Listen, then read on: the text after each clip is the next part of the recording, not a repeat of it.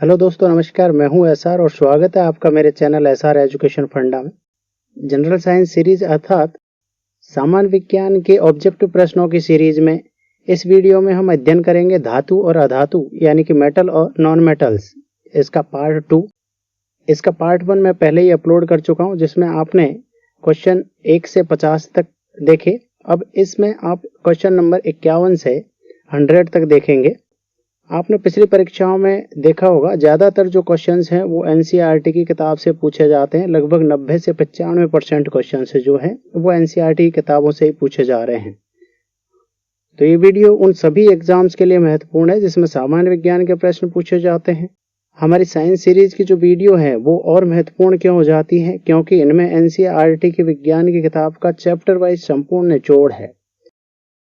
तो चलिए शुरू करते हैं धातु और अधातु का पार्ट 2। जिंक को कॉपर सल्फेट के जलीय विलयन में डालने पर क्या होता है।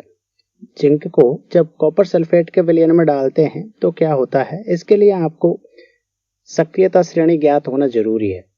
जो रिएक्टिविटी सीरीज है वो ज्ञात होना जरूरी है। तो रिएक्टिविटी सीरीज में देखिए, जिंक की जो क्रियाशीलता है वो ऊपर है और कॉपर नीचे है, तो कॉपर की क्रियाशीलता क्या है, कम है।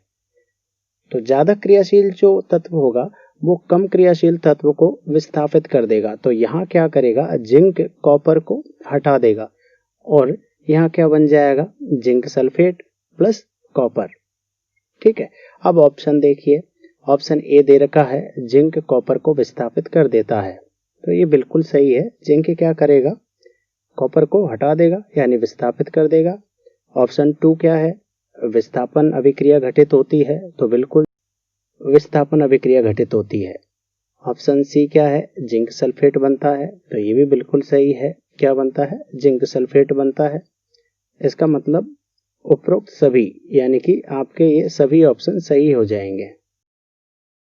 नेक्स्ट क्या है, तत्वों की अभिक्रियाशीलता को समझा जा सकता है। तत्वों की अभिक्रियाशीलता को कैसे समझा जा सकता है, यानी कि तत्व सक्रिय क्यों है। तो देखिए क्या होता है, प्रत्येक तत्व अपने जो बाहरी कोश है, जो सबसे बाहरी कोश है जिसको संयोजकता कोश कहते हैं, उसको पूर्ण करने की कोशिश करता है। यानी कि या तो उसमें 2 इलेक्ट्रॉन होंगे या 8 इलेक्ट्रॉन होंगे। ठीक है। तो जैसे हीलियम है, यहाँ देखिए हीलियम में टोटल कितने होते हैं, 2 इलेक्ट्रॉन होते हैं। तो इसका तो एक ही कोश है, तो बाहरी कोश भी एक ही हुआ। इसमें कितने होंगे, 2 इलेक्ट्रॉन। नियोन देखिए, नियोन में 10 इलेक्ट्रॉन होते हैं और इसमें बाहरी कोश में कितने इलेक्ट्रॉन होंगे, 8। आर्गन में देखिए, आर्गन में टोटल 18 इलेक्ट्रॉन होते हैं। विन्यास लिखेंगे तो कैसे लिखा जाएगा, 288, यानी कि इसके भी जो बाहरी कोश है यानी संयोजकता कोश में कितने हैं, 8 इलेक्ट्रॉन। तो इसके जो बाहरी कोश हैं वो पूर्ण है, यानी कि इनको ना इलेक्ट्रॉन लेने की जरूरत है ना देने की जरूरत है। इसीलिए इन्हें क्या कहा जाता है, अक्रिय गैस कहा जाता है। बट जैसे सोडियम है, सोडियम का एग्जांपल लीजिए, इसमें होते हैं 11 इलेक्ट्रॉन। जब इसका विन्यास लिखेंगे तो क्या आएगा, 281। ठीक है। यानी कि जो बाहरी कक्ष है इसका, उसमें कितने इलेक्ट्रॉन है, 1 इलेक्ट्रॉन। तो ये क्या करेगा, इस 1 इलेक्ट्रॉन को त्याग देगा और स्थायी विन्यास ग्रहण कर लेगा। वो क्या होगा, 28। ठीक है। तो Na+ में क्या रहता है, 28 स्थायी विन्यास रहता है। इसी प्रकार से क्लोरीन देखिए, क्लोरीन में कितने रहते हैं, 17 इलेक्ट्रॉन। तो विन्यास क्या होगा, 287। तो बाहरी कोश में कितने हैं, 7 इलेक्ट्रॉन। यदि एक इलेक्ट्रॉन ग्रहण कर ले तो इसका बाहरी कोश क्या हो जाएगा, पूर्ण हो जाएगा। तो 288 हो जाएगा और ये स्थायी विन्यास हो जाएगा। तो ये कारण है, ये क्या करते हैं, या तो इलेक्ट्रॉन त्यागते हैं या इलेक्ट्रॉन ग्रहण करते हैं। क्यों करते हैं, स्थायी विन्यास ग्रहण करने के कारण, और इसी के चक्कर में ये क्रियाशील होते हैं। ठीक है। तो इनकी अभिक्रियाशीलता का कारण क्या है, अभिक्रियाशीलता का कारण है इनके संयोजकता कोश में इलेक्ट्रॉन की कमी या ज्यादा होना। तो ये या तो त्यागते हैं या ग्रहण करते हैं और स्थायित्व ग्रहण करते हैं। ठीक है। तो आंसर हो जाएगा आपका ऑप्शन डी, संयोजकता कोश को पूर्ण करने की प्रवृत्ति के रूप में। और इस प्रवृत्ति के रूप में क्यों, क्योंकि स्थायी इलेक्ट्रॉन विन्यास ग्रहण करने के लिए। ठीक। नेक्स्ट देखिए, सोडियम यानी Na के सबसे बाहरी कक्ष में कितने इलेक्ट्रॉन होते हैं। सोडियम का जो सबसे बाहरी कक्ष है उसमें कितने इलेक्ट्रॉन होते हैं। तो सोडियम का एटॉमिक नंबर होता है 11। टोटल इलेक्ट्रॉन कितने होते हैं सोडियम में, 11। ठीक है, तो इसका विन्यास क्या होगा, क्योंकि विन्यास लिखा जाता है 2 8 8 18 18 32 32 से। ठीक है, तो यहाँ विन्यास क्या हो जाएगा इसका 2 8 1। ठीक है, पहले कोश में मैक्सिमम 2 इलेक्ट्रॉन हो सकते हैं, दूसरे कोश में 8 हो सकते हैं, थर्ड में भी 8 हो सकते हैं। तो यहाँ कितना हो जाएगा इसका विन्यास 2 8 1। ठीक है, तो सबसे बाहरी कोश जो है उसमें कितने इलेक्ट्रॉन हुए, इसके 1 इलेक्ट्रॉन हुआ। तो आंसर हो जाएगा ऑप्शन बी, सोडियम के बाहरी कक्ष में 1 इलेक्ट्रॉन होता है। नेक्स्ट क्वेश्चन है, क्लोरीन Cl के सबसे बाहरी कक्ष में कितने इलेक्ट्रॉन होते हैं। तो यहाँ क्लोरीन देखिए उदासीन परमाणु के रूप में दे रखा है। ठीक है, इनका जो विन्यास है वो कैसे लिखा जाता है, वो लिखा जाता है 2 8 8 18 18 32 32। तो इस तरीके से ये भरता जाएगा और हम आगे इलेक्ट्रॉन्स को अगले कोश में भरते जाएंगे। तो क्लोरीन का एटॉमिक नंबर होता है 17। तो इसमें टोटल इलेक्ट्रॉन कितने होते हैं, 17। तो इलेक्ट्रॉनिक विन्यास क्या हुआ क्लोरीन का 2 8 7। ठीक, टोटल 17 इलेक्ट्रॉन हो गए। अब देखिए बाहरी कोश में कितने हैं, 7 इलेक्ट्रॉन होंगे। ये जो 7 इलेक्ट्रॉन वाला कोश है ये सबसे बाहरी कोश है इसमें। ठीक है, तो ऑप्शन सी सही हो जाएगा। कितना, क्लोरीन के बाहरी कक्ष में कितने इलेक्ट्रॉन होते हैं, 7। नेक्स्ट है, धातु से अधातु में इलेक्ट्रॉन के स्थानांतरण से बने यौगिक को क्या कहा जाता है। धातु से अधातु में इलेक्ट्रॉन के स्थानांतरण से, ध्यान रखना आप, टर्म क्या है, इलेक्ट्रॉन का स्थानांतरण। इससे जो यौगिक बनते हैं उन्हें क्या कहा जाता है। तो देखिए जैसे ये सोडियम है, सोडियम के पास 1 इलेक्ट्रॉन है। ठीक है, और क्लोरीन को जरूरत है, तो सोडियम क्या करेगा, 1 इलेक्ट्रॉन त्याग देगा और अपना स्थायी इलेक्ट्रॉनिक विन्यास ग्रहण कर लेगा। और क्लोरीन क्या करेगा, 1 इलेक्ट्रॉन ग्रहण कर लेगा, यानी कि इलेक्ट्रॉन का पूरी तरह ट्रांसफर हो जाएगा सोडियम से क्लोरीन में। ठीक है, तो क्लोरीन का भी स्थायी विन्यास हो जाएगा। तो सोडियम क्या है, धातु है और क्लोरीन अधातु है। सोडियम के 1 इलेक्ट्रॉन त्यागने से क्या बन जाएगा, Na+ और क्लोरीन के 1 इलेक्ट्रॉन ग्रहण करने से बन जाएगा Cl-। ठीक है, क्या बनता है कंपाउंड, वो बनता है NaCl। NaCl लवण बनता है। ठीक है, तो NaCl क्या है, आयनिक यौगिक है। तो इसका मतलब क्या हुआ, इलेक्ट्रॉन के स्थानांतरण से जो यौगिक बनता है वो क्या होता है, आयनिक यौगिक होता है। ठीक है, ऑप्शन दूसरा नंबर देखिए, सहसंयोजक यौगिक दे रखा है। सहसंयोजक यौगिक बनते हैं इलेक्ट्रॉन के साझा करने से, यानी कि इलेक्ट्रॉन का जो साझा करने से यौगिक बनता है वो कहा जाता है सहसंयोजक यौगिक। जैसे X और Y है, इनके पास 1 1 इलेक्ट्रॉन है। ठीक है, तो ये साझा करके क्या करेंगे, XY कंपाउंड बनाएंगे। तो इनको ऐसे शो किया जाता है, देखिए X और Y ये 2 2 इलेक्ट्रॉन हो गए, दोनों साझा कर लिए दोनों ने, तो दोनों के काउंट हो रहे हैं। ठीक है, ये कहा जाता है सहसंयोजक यौगिक। नेक्स्ट क्या है, निम्नलिखित में से कौन सा आयनिक यौगिक के संबंध में असत्य है। आयनिक यौगिक के संबंध में असत्य क्या है, ऑप्शन ए दिया हुआ है, इनके धन एवं ऋण आयनों के बीच मजबूत आकर्षण बल पाया जाता है जिससे यह ठोस और कठोर होते हैं। तो ये सही है, इनके धन आयन और ऋण आयन के बीच में एक मजबूत आकर्षण बल पाया जाता है और उस आकर्षण बल के कारण क्या होते हैं, ये ठोस और कठोर होते हैं। ऑप्शन बी है, यह यौगिक सामान्यतः भंगुर होते हैं। भंगुर का मतलब दबाव डालने पर या चोट मारने पर क्या होते हैं, टूट जाते हैं। इनका गलनांक और क्वथनांक उच्च होता है। तो ये भी सही है, आयनिक यौगिक भंगुर प्रकृति के होते हैं और इनका गलनांक और क्वथनांक क्या होता है, उच्च होता है। नेक्स्ट क्या है, यह जल में घुलनशील होते हैं लेकिन केरोसिन और पेट्रोल में अघुलनशील होते हैं। तो ये बिल्कुल सही है, ये जल में घुलनशील होते हैं और आयनों में टूट जाते हैं, लेकिन केरोसिन और पेट्रोल में कैसे रहते हैं, अघुलनशील रहते हैं। ऑप्शन डी क्या दिया हुआ है, ठोस अवस्था में यह विद्युत का चालन करते हैं लेकिन गलित अवस्था में विद्युत का चालन नहीं करते हैं। ये सेंटेंस गलत है, इसका जस्ट उल्टा होता है। गलित अवस्था में ये विद्युत का चालन करते हैं, लेकिन ठोस अवस्था में विद्युत का चालन नहीं करते। ठीक है, तो ऑप्शन डी आपका गलत हो जाएगा, यानी कि ऑप्शन डी आपका असत्य कथन हो जाएगा, जो आयनिक यौगिकों का गुण नहीं है। नेक्स्ट क्या है, आयनिक यौगिकों का गलनांक उच्च क्यों होता है? आयनिक यौगिकों का गलनांक उच्च क्यों होता है? इसका रीजन क्या है? इसका रीजन होता है मजबूत अंतर आयनिक आकर्षण बल के कारण। ठीक है, इसके जो आयन होते हैं उन दोनों आयनों में क्या होता है, मजबूत आकर्षण बल होता है। यदि हम आयनिक यौगिक को गलाना चाहें तो ये मजबूत आकर्षण बल के कारण क्या करनी पड़ेगी, हमें उसमें जो आकर्षण बल है उसे तोड़ने के लिए ज्यादा ऊर्जा देनी पड़ेगी, ज्यादा हीट देनी पड़ेगी, तो गलनांक क्या होगा, इसका उच्च होगा। पृथ्वी की भूपर्पटी में प्राकृतिक रूप से पाए जाने वाले तत्वों या यौगिकों को क्या कहा जाता है? पृथ्वी की भूपर्पटी में प्राकृतिक रूप से पाए जाने वाले तत्व या यौगिक जो होते हैं उन्हें कहा जाता है खनिज। कुछ स्थानों पर खनिजों में कोई विशेष धातु काफी मात्रा में होती है जिसे निकालना लाभकारी होता है, इन खनिजों को कहते हैं। तो खनिजों में कोई विशेष धातु काफी मात्रा में होती है, उस खनिज को क्या कहते हैं, उसे कहते हैं अयस्क। ठीक है, निम्नलिखित में से कौन सी धातु स्वतंत्र अवस्था में पाई जाती है?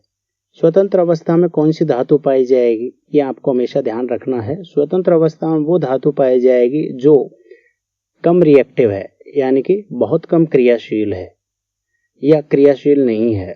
ठीक है, तो देखिए कम क्रियाशील धातुएं कौन कौन सी होती हैं? सिल्वर, गोल्ड और प्लेटिनम, ये सबसे कम क्रियाशील धातुएं हैं जो सक्रियता श्रेणी में नीचे नीचे आती हैं। तो यहाँ ऑप्शन में क्या हो जाएगा आपका, ऑप्शन डी गोल्ड, Au। ये Au यानी कि गोल्ड क्या है, प्रकृति में स्वतंत्र अवस्था में पाया जाता है। निम्नलिखित में से कौन सी धातु कभी भी स्वतंत्र तत्व के रूप में नहीं पाई जाती? तो ऐसी कौन सी धातु है जो प्रकृति में कभी भी स्वतंत्र रूप में नहीं पाई जाती? तो जो सबसे ज्यादा रिएक्टिव होती हैं वो धातुएं कभी भी प्रकृति में स्वतंत्र रूप में नहीं पाई जाएगी। तो सक्रियता श्रेणी में सबसे ज्यादा रिएक्टिव धातु कौन कौन सी है? पोटेशियम, सोडियम, कैल्शियम, मैग्नीशियम और एल्यूमिनियम। ये उच्च क्रियाशील धातु हैं, ये कभी भी स्वतंत्र अवस्था में नहीं पाई जाती हैं। तो यहाँ ऑप्शन में ये पांचों ही दी हुई है, sodium, potassium, calcium, magnesium, aluminium. तो आंसर हो जाएगा ऑप्शन डी। गैंग क्या है?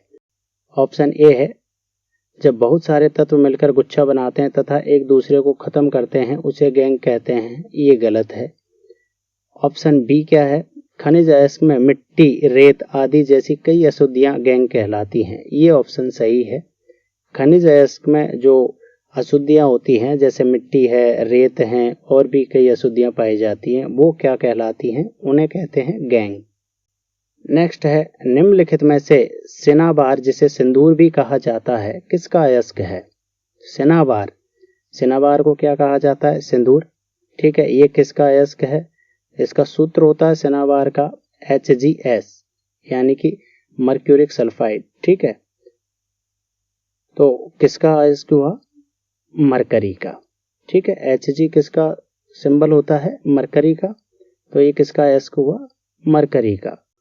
नेक्स्ट है 2A+3O2 और तापन यानी कि हीट देने पर क्या होता है? 2Cu2O+2SO2 बन रहा है। उपरोक्त क्रिया में A क्या है? ठीक है, A पूछा है, तो यहाँ देखिए आप ऑक्सीजन, तो दोनों तरफ ऑक्सीजन है। इसके अलावा क्या बचे तत्व? कॉपर और सल्फर बचे हुए हैं। तो कॉपर और सल्फर से कौन सा बनेगा? तो ये बनेगा कॉपर का अयस्क, क्या बनेगा? Cuprous sulphide. नेक्स्ट है, निम्नलिखित में से वे धातु जो उनके अयस्क को वायु में गर्म करने से ही प्राप्त की जा सकती है, यानी कि वे धातु कौन सी है जिसके अयस्क को यदि वायु में ही गर्म कर दें तो उनसे धातु मिल जाए। ठीक है, तो वो कौन कौन सी धातु हैं? वो होती हैं मरकरी और कॉपर।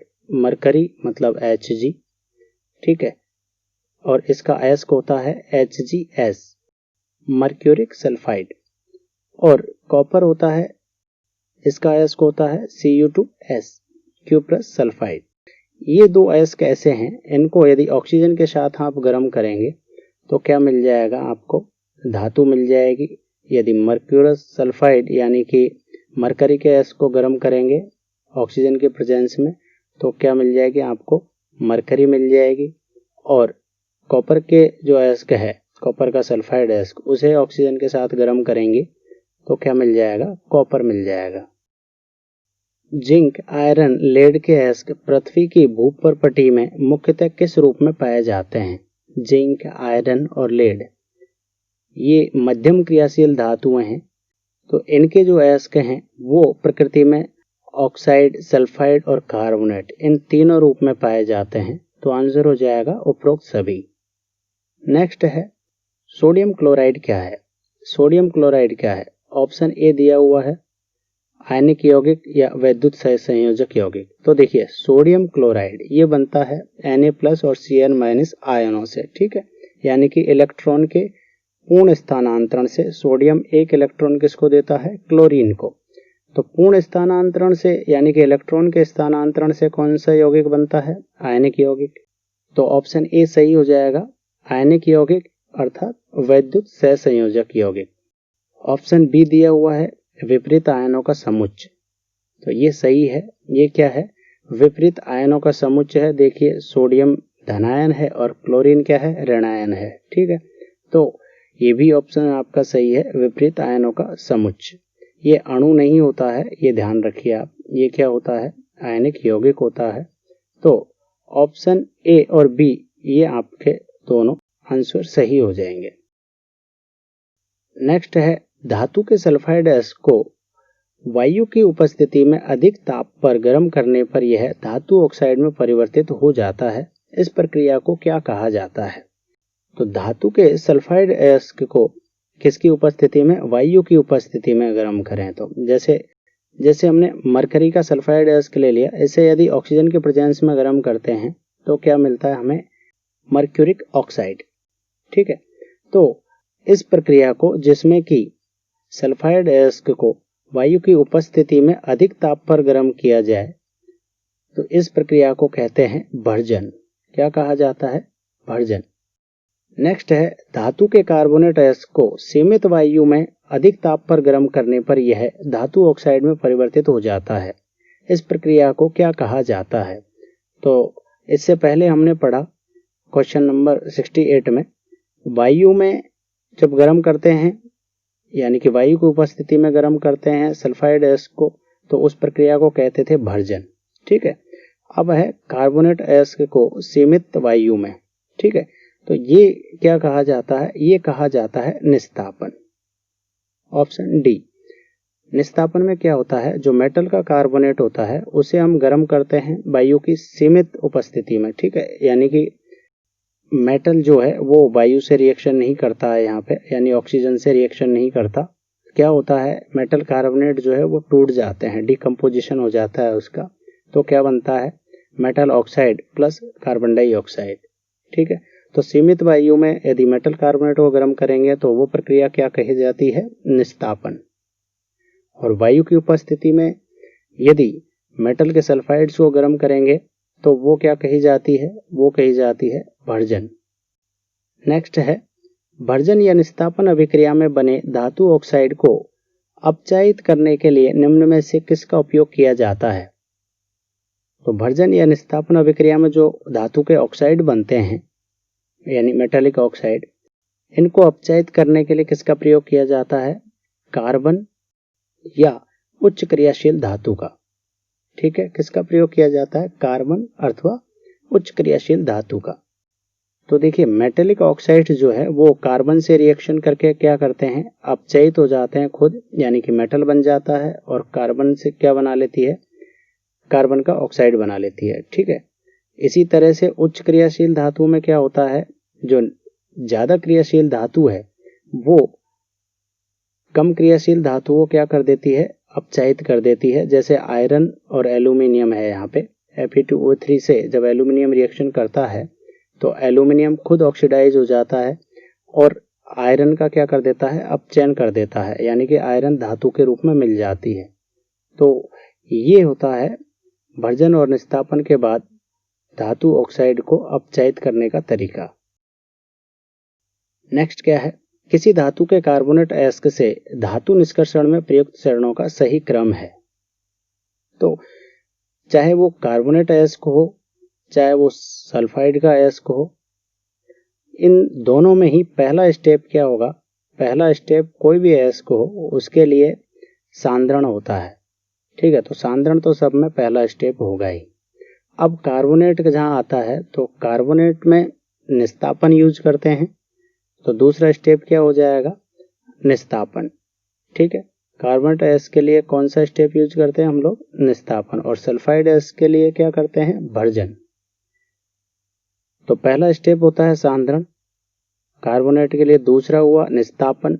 निस्तापन से क्या बनता है, मेटल ऑक्साइड। मेटल ऑक्साइड को हम अपचयन करेंगे कार्बन से या उच्च क्रियाशील धातु से, और जो अंतिम स्टेप होता है वो होता है शोधन या परिष्करण। ठीक है, तो अब इससे कौन सा मैच कर रहा है ऑप्शन देखिए, सांद्रण, निस्तापन, धातु का ऑक्साइड, अपचयन और शोधन। ये ऑप्शन सी सही है। मेटल कार्बोनेट्स जो होते हैं उनके लिए कौन सा स्टेप यूज किया जाएगा, सांद्रण, फिर निस्तापन, फिर धातु ऑक्साइड, अपचयन और फिर शोधन। नेक्स्ट क्या है, किसी धातु के सल्फाइड अयस्क से धातु निष्कर्षण में प्रयुक्त चरणों का सही क्रम क्या है।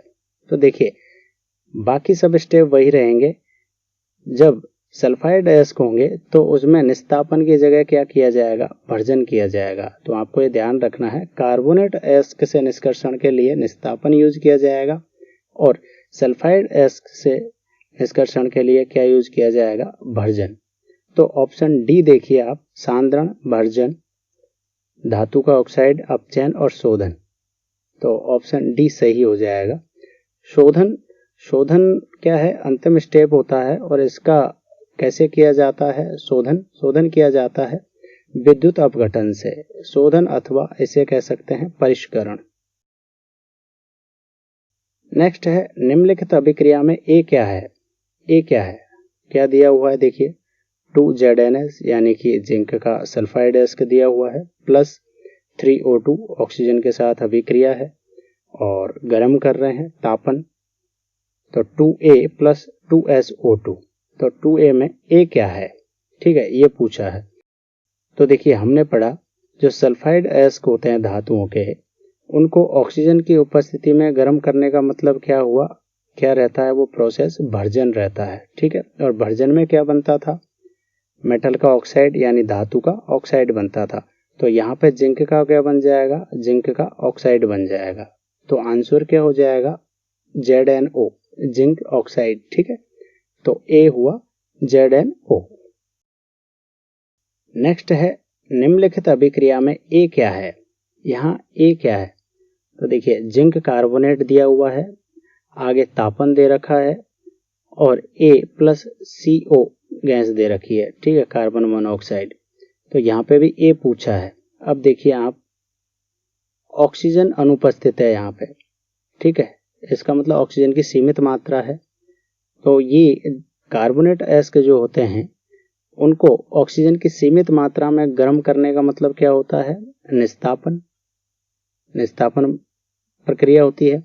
अब निस्तापन में क्या बनता था, मेटल के ऑक्साइड बनते थे, तो यहाँ पे भी क्या बनेगा, जिंक का ऑक्साइड बन जाएगा। ठीक है, तो देखिए जिंक कार्बोनेट जब इसे गर्म करेंगे तो क्या बन जाएगा, जिंक ऑक्साइड प्लस CO2। ठीक है, क्या बनेगा, कार्बन डाइऑक्साइड। तो ऊपर भी कार्बन मोनोऑक्साइड दिया हुआ है, वो गलती से लिखा गया है, उसे भी आप CO2 कर लीजिए। तो जो गैस निकलती है वो कौन सी निकलती है, CO2।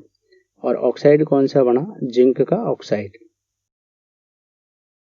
निम्नलिखित अभिक्रिया में उत्पाद है, तो क्या दिया हुआ है, जिंक ऑक्साइड प्लस कार्बन। तो देखिए ये कार्बन हमने कहाँ यूज किया था, अपचायक के रूप में यूज किया था। ठीक है, इसका मतलब यहाँ क्या होगा, अपचयन अभिक्रिया होगी। ठीक है, यानी कि जो जिंक का ऑक्साइड है उसका अपचयन करेंगे कार्बन से और ये रिएक्शन क्या होगी, अपचयन रिएक्शन हो जाएगी, यानी कि क्या बनेगा, जिंक प्लस कार्बन मोनोऑक्साइड। यहाँ कार्बन मोनोऑक्साइड बनती है। ठीक है, तो आंसर हुआ आपका जिंक प्लस कार्बन मोनोऑक्साइड। ठीक है, नेक्स्ट है, मैग्नीज ऑक्साइड को एल्यूमीनियम चूर्ण के साथ गर्म किया जाए तो मैग्नीज धातु प्राप्त होती है। इस अभिक्रिया के संदर्भ में निम्नलिखित में से सत्य कथन है। तो जब मैग्नीज ऑक्साइड होता है उसे एल्यूमीनियम के साथ गर्म किया जाता है तो बनता है Al2O3 प्लस Mn, ठीक है, यानी मैग्नीज। तो देखिए एल्यूमीनियम क्या करेगा, मैग्नीज को हटा देगा, यानी विस्थापित कर रहा है। क्यों? क्योंकि मैग्नीज से ज़्यादा क्या है, एल्यूमीनियम ज़्यादा क्रियाशील है। तो एल्यूमीनियम ने क्या किया, मैग्नीज को हटा दिया और मैग्नीज का क्या हो गया, अपचयन हो गया और एल्यूमीनियम खुद ऑक्सीडाइज हो गया। ठीक है, यानी कि एल्यूमीनियम कैसा है, अपचायक के रूप में काम कर रहा है। तो अब देखिए ऑप्शन क्या है, यह विस्थापन अभिक्रिया है। तो ऑप्शन ए बिल्कुल सही है, यह विस्थापन अभिक्रिया है क्योंकि एल्यूमीनियम ने मैग्नीज को क्या किया है, विस्थापित किया है। ऑप्शन बी है, यह ऊष्माक्षेपी अभिक्रिया है। तो ये भी सही है क्योंकि ये जब अभिक्रिया होती है तो इसमें ऊष्मा निकलती है, तो ये ऊष्माक्षेपी अभिक्रिया है। ऑप्शन सी क्या दे रखा है, इसमें एल्यूमीनियम अपचायक के रूप में कार्य करता है। तो ये बिल्कुल सही है। देखिए एल्यूमीनियम ने क्या किया है, मैग्नीज ऑक्साइड जो था उसे मैग्नीज में कन्वर्ट कर दिया है। तो मैग्नीज का अपचयन हुआ है और एल्यूमीनियम का खुद का ऑक्सीडेशन हुआ है, मतलब ये अपचायक के रूप में काम करता है। ठीक है, तो ऑप्शन सी आपका सही है, यानी कि तीनों के तीनों ऑप्शन यहाँ सही है। तो आंसर हो जाएगा उपरोक्त सभी। नेक्स्ट क्या है, अधिक क्रियाशील धातु जैसे सोडियम, मैग्नीशियम, कैल्शियम को उनके अयस्क से किस विधि से प्राप्त किया जा सकता है। तो जो ज्यादा क्रियाशील धातुएं हैं, सोडियम, मैग्नीशियम, कैल्शियम, इनको किस विधि से प्राप्त किया जाता है। तो आपने बाकी की जो धातु में क्या पढ़ा, मेटेलिक ऑक्साइड्स जो बन जाते थे निस्तापन और वर्जन के बाद में, उनका अपचयन कार्बन से किया जाता था और मेटल प्राप्त कर लिया जाता था। लेकिन यहाँ क्या होता है, इन धातुओं के केस में सोडियम, मैग्नीशियम, कैल्शियम जो कि अधिक क्रियाशील धातु हैं, इनके केस में ये कार्बन से अपचयित नहीं होती है। उसका कारण क्या है कि ये जो मेटल होते हैं सोडियम, मैग्नीशियम और कैल्शियम, इनकी बंधुता ऑक्सीजन से ज्यादा होती है, ठीक है, और कार्बन से कम होती है। तो ये ऑक्सीजन को छोड़ेंगे ही नहीं, तो कार्बन से रिएक्शन नहीं करेंगे, क्योंकि कार्बन के साथ ऑक्सीजन नहीं जुड़ेगी, किसके साथ जुड़ी रहेगी, इन्हीं मेटल्स के साथ जुड़ी रहेगी। तो ये कारण है कि इनको कार्बन अपचयन से प्राप्त नहीं किया जा सकता। तो आंसर क्या हो जाएगा, इन्हें प्राप्त किया जाता है गलित धातु का विद्युत अपघटन। ठीक है, एच की जो धातु होती है जो अशुद्ध रूप में रहती है अयस्क के रूप में, उनको क्या किया जाता है, गलाया जाता है, यानी कि गर्म किया जाता है, मेल्ट किया जाता है और उसका विद्युत अपघटन किया जाता है। इस विधि से इन्हें प्राप्त किया जाता है। नेक्स्ट है, आयनिक यौगिक ठोस अवस्था में विद्युत का चालन नहीं करते जबकि गलित अवस्था में विद्युत का चालन करते हैं। निम्नलिखित में से वह कारण है। ऑप्शन ए दिया हुआ है, ठोस अवस्था में दृढ़ संरचना के कारण आयनों की गति संभव नहीं है। तो ये बिल्कुल सही है। आयनिक यौगिकों की जो संरचना होती है वो दृढ़ संरचना होती है ठोस अवस्था में, उसके कारण ये आयन आपस में गति नहीं कर पाते हैं। तो इसलिए ठोस अवस्था में क्या होता है, विद्युत का चालन नहीं हो पाता है। गलित अवस्था में ऊष्मा के कारण आयनों के बीच स्थिर विद्युत आकर्षण बल कमजोर पड़ जाता है। तो ये ऑप्शन बिल्कुल सही है। गलित अवस्था में यानी कि जब हीट दे देते हैं तो क्या होता है, आयनिक यौगिकों के जो आयन्स होते हैं उनके बीच जो आकर्षण बल होता है वो ब्रेक हो जाता है और उनके बीच स्थिर वैद्युत आकर्षण बल कमजोर पड़ जाता है। ऑप्शन सी क्या है, गलित अवस्था में कमजोर आकर्षण बल के कारण आयन स्वतंत्र रूप से गमन करते हैं। तो ये बिल्कुल सही है। जब मेटल मेल्ट हो जाता है तो इसके आयन क्या करते हैं, अलग अलग दिशा में यानी कि विपरीत दिशा में क्या करते हैं, मूवमेंट करते हैं, यानी कि मूवमेंट के लिए क्या रहते हैं, स्वतंत्र रहते हैं। और यही कारण होता है जब ये आयन मूव करते हैं, क्योंकि चार्ज होते हैं, तो जब इलेक्ट्रिसिटी पास करते हैं तो ये विद्युत का चालन करते हैं। ठीक है, तो ऑप्शन सी भी सही है। इसका मतलब ये सभी ऑप्शन सही हो जाएंगे। तो आंसर हो जाएगा उपरोक्त सभी। रेल की पटरियों को जोड़ने के लिए निम्नलिखित में से कौन सी प्रक्रिया अपनाई जाती है। रेल की पटरियों को जोड़ने के लिए कौन सी प्रक्रिया अपनाई जाती है? काफ़ी इम्पोर्टेंट क्वेश्चन है, कई बार आता है एग्जाम्स में, पूछा जाता है, खासकर रेलवे के एग्जाम में। तो थर्मिट अभिक्रिया जो है वो रेल की पटरियों को जोड़ने के लिए उपयोग की जाती है। रेल की पटरियों को जोड़ने के लिए अपनाई जाने वाली थर्मिट प्रक्रिया में आयरन ऑक्साइड के साथ किस धातु का प्रयोग किया जाता है? तो रेल की पटरियों को जोड़ने के लिए थर्मिट अभिक्रिया अपनाई जाती है, उसमें आयरन का ऑक्साइड के साथ में एल्यूमिनियम यूज किया जाता है। तो ये एल्यूमिनियम क्या करता है, आयरन को अपचयित कर देता है, यानी कि आयरन मेटल के रूप में निकल आता है और एल्यूमिनियम खुद ऑक्सीडाइज हो जाता है, Al2O3 बनता है और ऊष्मा निकलती है।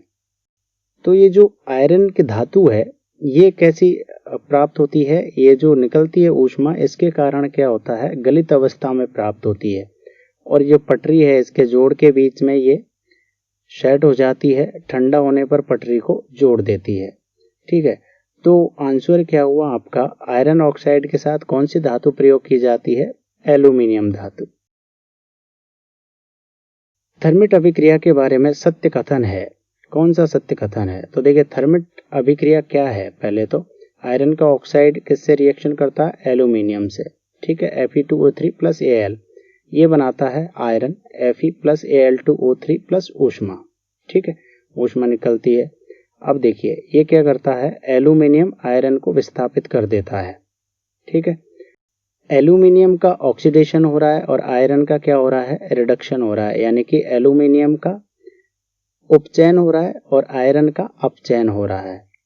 अब ऑप्शंस पे चलिए, पहला ऑप्शन है यह विस्थापन अभिक्रिया है, बिल्कुल सही है, विस्थापन अभिक्रिया है, क्योंकि यहाँ पे एल्यूमिनियम क्या करता है, आयरन को विस्थापित करता है, तो विस्थापन अभिक्रिया है, बिल्कुल है। ऑप्शन बी है यह ऊष्माक्षेपी अभिक्रिया है जिसमें धातुएं गलित अवस्था में प्राप्त होती हैं, बिल्कुल है, इसमें जो ऊष्मा निकलती है तो ये क्या है, ऊष्माक्षेपी अभिक्रिया है और धातुएं किस अवस्था में प्राप्त होती है, इसमें गलित अवस्था में प्राप्त होती है। ऑप्शन सी क्या दे रखा है, यह उपचयन अपचयन अभिक्रिया है। उपचयन अपचयन अभिक्रिया मतलब जिसमें ऑक्सीडेशन और रिडक्शन दोनों हो, यानी कि रिडॉक्स अभिक्रिया कही जाती है जिन्हें, तो बिल्कुल सही है। यहाँ देखिए एल्यूमिनियम का क्या हुआ है, ऑक्सीडेशन हुआ है, ऑक्सीजन जुड़ी है और आयरन से ऑक्सीजन हटी है, तो देखिए आयरन का क्या हुआ है, रिडक्शन, यानी कि अपचयन हुआ है और एल्यूमिनियम का उपचयन हुआ है। तो ये कैसी हुई, उपचयन अपचयन अभिक्रिया। तो तीनों ही ऑप्शन सही हैं। थर्मिट अभिक्रिया विस्थापन अभिक्रिया भी है, ऊष्माक्षेपी भी है और उपचयन अपचयन अभिक्रिया भी है। तो ऑप्शन डी सही हो जाएगा, उपरोक्त सभी। नेक्स्ट क्वेश्चन क्या है, एल्यूमिनियम धातु को इसके ऑक्साइड से रिक्त स्थान से प्राप्त किया जाता है। इसे प्राप्त किया जाता है विद्युत अपघटनी अपचयन से। तो ये देखिए कार्बन अपचयन से प्राप्त नहीं होती है, क्यों? क्योंकि ये अधिक क्रियाशील धातु है। यदि Al2O3 से कार्बन की रिएक्शन करवाएं तो नहीं होगी, क्यों? क्योंकि जो एल्यूमिनियम है उसकी ऑक्सीजन से बंधुता ज्यादा है, इसलिए इसका कार्बन से अपचयन नहीं होगा। किससे प्राप्त की जाएगी, विद्युत अपघटनी अपचयन। आपने पढ़ा था जो ज्यादा क्रियाशील धातुएं हैं उनको किससे प्राप्त किया जाता है, उनको प्राप्त किया जाता है विद्युत अपघटनी अपचयन से। धातु को उसके ऑक्साइड से प्राप्त करने के लिए किस रासायनिक प्रक्रम का प्रयोग किया जाता है? तो कोई धातु है उसके ऑक्साइड से यदि उसे प्राप्त किया जाएगा तो कौन सा प्रक्रम यूज किया जाएगा? तो देखिए मेटल ऑक्साइड से पहला प्रक्रम क्या था, जो मध्यम क्रियाशील धातुएं थी उनके मेटल ऑक्साइड से कार्बन की रिएक्शन करवाओ, यानी कि कार्बन अपचयन जिसे कहा जाता था। तो ये क्या होता था, यहाँ पे मेटल मिल जाता था प्लस कार्बन मोनोऑक्साइड बनती थी। ठीक है, दूसरा ऑप्शन क्या था, जो मेटल है उसके ऑक्साइड, यानी कि मैं मेटल के ऑक्साइड वाले को Ma मेटल लिखूंगा। ठीक है, तो Ma का ऑक्साइड जो है मेटल का वो M यानी कि मेटल B से रिएक्शन करता है तो क्या बनता है, मेटल B का ऑक्साइड बन जाता है और मेटल A आपको प्राप्त हो जाता है। तो दूसरा प्रोसेस ये था जिसमें यानी कि विस्थापन अभिक्रिया यूज की जाती थी। उच्च क्रियाशील धातु निम्न क्रियाशील धातु के ऑक्साइड से निम्न क्रियाशील धातु को विस्थापित कर देती थी। ऑप्शन थर्ड होता है उच्च क्रियाशील धातुओं के लिए। ठीक है, उच्च क्रियाशील जो धातुएं हैं वो प्राप्त की जाती है विद्युत अपघटनी अपचयन से। तो यहाँ पे देखिए तीनों ऑप्शन दिए हुए हैं, अपचयन, विस्थापन या विद्युत अपघटनी अपचयन। ठीक है, तो आंसर हो जाएगा डी, उपरोक्त में से कोई भी एक। किसके हिसाब से? अभिक्रियाशीलता के आधार पर। नेक्स्ट है, विद्युत अपघटनी परिष्करण में अशुद्ध धातु का कौन सा इलेक्ट्रोड बनाया जाता है? तो विद्युत अपघटनी परिष्करण यानी कि शोधन में अशुद्ध धातु का कौन सा इलेक्ट्रोड बनाया जाता है? तो क्या करते हैं, देखिए अशुद्ध धातु का मोटा इलेक्ट्रोड लेते हैं और उसका एनोड बना दिया जाता है, और उसी की शुद्ध धातु का क्या बनाया जाता है? कैथोड, जो कि पतली रॉड के रूप में रहता है, और एनोड रहता है मोटी रॉड के रूप में। अशुद्ध धातु जो है उसका क्या बनाया जाता है? एनोड बनाया जाता है। नेक्स्ट है, धातु के विद्युत अपघटनी परिष्करण में विद्युत अपघट्य के रूप में लिया जाता है। तो धातु का जब विद्युत अपघटन करते हैं तो उसमें विद्युत अपघट्य के रूप में उसी धातु का लवण विलयन लिया जाता है, ये आपको ध्यान रखना है। जैसे यदि कॉपर का शुद्धिकरण करें यानी कि कॉपर का परिष्करण करें तो उसमें कॉपर की एक अशुद्ध रॉड ले ली जाएगी एनोड के रूप में, और कैथोड के रूप में उसी की शुद्ध रॉड यानी पतली रॉड ले ली जाएगी। ठीक है, और इसका जो विद्युत अपघट्य विलयन होगा वो होगा कॉपर सल्फेट का। नेक्स्ट है, विद्युत अपघटनी परिष्करण के दौरान अविलेय अशुद्धियां एनोड तली पर निक्षेपित हो जाती हैं, जिसे रिक्त स्थान कहा जाता है। क्या कहा जाता है? देखिए ये मोटी रॉड होती है एनोड और पतली रॉड होती है कैथोड। जब इलेक्ट्रिसिटी पास करते हैं विद्युत अपघटन के दौरान क्या होता है, ये एनोड की रॉड जो है इसके नीचे क्या होती हैं? अशुद्धियां जमा हो जाती हैं, क्योंकि यहाँ से शुद्ध धातु किस पे चली जाती है? कैथोड पे चली जाती है, और बाकी अशुद्धियां नीचे गिर जाती है और इस एनोड के नीचे जमा हो जाती है। इसे कहा जाता है क्या? अशुद्धियों को एनोड पंख। वायु में कुछ दिन छोड़ देने पर सिल्वर चांदी की वस्तुएं काली क्यों पड़ जाती हैं? कारण क्या है? जब सिल्वर को वायु में छोड़ते हैं तो वायु में जो सल्फर होता है वो क्या करता है? चांदी से रिएक्शन करता है। ठीक है, तो क्या होता है, वायु में सिल्वर को खुला छोड़ने पर सिल्वर का सल्फाइड बन जाता है और इसका कलर होता है काला। ठीक है, तो सिल्वर सल्फाइड बनने के कारण क्या होती है? चांदी काली पड़ जाती है। तो ऑप्शन सी आंसर हो जाएगा, सिल्वर सल्फाइड बनने के कारण। नेक्स्ट है, कुछ गुंबदों के ऊपर कॉपर तांबे की परत चढ़ी होती है, वह कुछ वर्षों बाद हरे रंग में परिवर्तित हो जाती है। ऐसा किसके बनने के कारण होता है? तो होता क्या है, देखिए कॉपर क्या करता है, धीरे धीरे वायुमंडल में घुली हुई कार्बन डाइऑक्साइड से रिएक्शन करता है और क्या बना लेता है? Copper carbonate. ठीक है, ये कॉपर कार्बोनेट कैसा होता है? हरा रंग का होता है। इसीलिए जो गुंबद है, मंदिर है, जिन पे की कॉपर या तांबे की परत चढ़ी हुई होती है, वो कुछ दिनों के बाद हरी क्यों पड़ने लग जाती है? वो कॉपर कार्बोनेट बनने के कारण पड़ जाती है। ठीक है, तो ऑप्शन डी हो जाएगा आपका, कॉपर कार्बोनेट बनने के कारण। नेक्स्ट क्या है, आर्द्र वायु में कुछ दिन छोड़ देने पर लोहे की वस्तुएं भूरी भूरी क्यों पड़ जाती हैं? तो आर्द्र वायु में जब लोहे को खुला छोड़ देंगे तो क्या होगा? लोहे पर जंग लग जाएगी यानी कोरोड होने लगेगा।